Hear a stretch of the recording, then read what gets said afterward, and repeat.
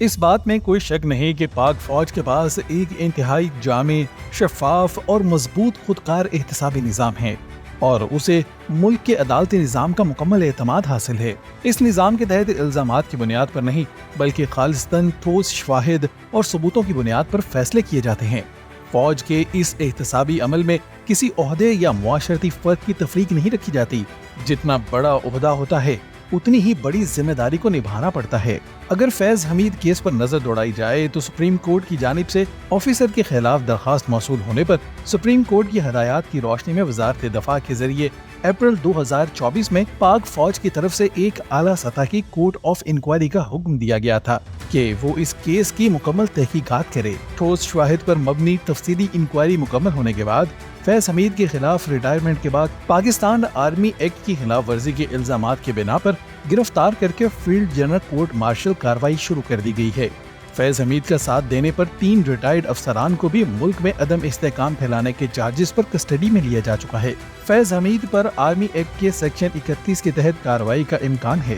Section 31 جن چیزوں کا احاطہ کرتا ہے ان میں حکومت کو گرانے کا منصوبہ، سازش اور بغاوت شامل ہیں۔ فیض حمید کا کیس فوج کے اس سخت کوڈ آف کنڈکٹ کو ظاہر کرتا ہے کہ پاک فوج کا ایک ریٹائرڈ آفیسر چاہے وہ کسی بھی رینک کا ہو، وہ سیاسی سرگرمی کا حصہ لینے کا مجاز نہیں ہے۔ اور فیض حمید کی ریٹائرمنٹ کو تو ابھی 2 سال بھی پورے نہیں ہوئے تھے کہ وہ سیاسی معاملات میں دخل اندازی کرنے لگے۔ ان پر مزید الزامات ہیں کہ انہوں نے ایک مخصوص سیاسی جماعت کو اقتدار دینے کے لیے اپنے عہدے کا بے دریغ سیاسی استعمال کیا۔ جب اس وقت کے army chief general Qamar Bajwa کو یہ اطلاعات موصول ہوئی تو انہوں نے اس وقت کے وزیر اعظم کی سخت مخالفت کے باوجود فیض حمید کو DGISI کے عہدے سے ہٹا دیا تاکہ ان کا عہدہ اور ادارہ سیاسی مقاصد کے لیے استعمال نہ ہو۔ یہاں یہ سوال بھی پیدا ہوتا ہے کہ اگر ان کے خلاف اتنے سنگین الزامات تھے تو پھر بھی انہیں کور کمانڈر پشاور کے اہم عہدے پر تعینات کیوں کیا گیا؟ تو اس کا جواب ذرائع یہ دیتے ہیں کہ اس وقت کے وزیر اعظم نے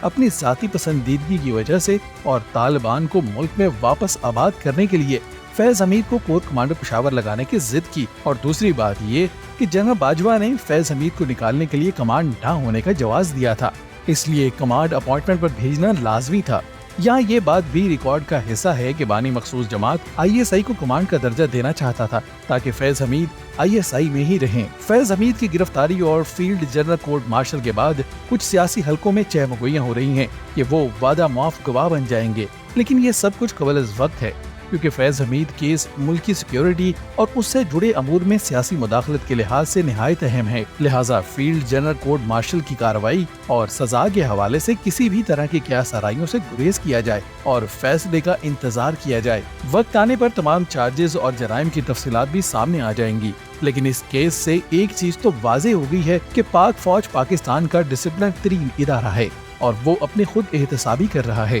یہاں پر دوسرے اداروں کو بھی چاہیے کہ وہ پاک فوج کے ماڈل کو اپنائیں اور اپنے اداروں کے اندر بھی احتساب کریں۔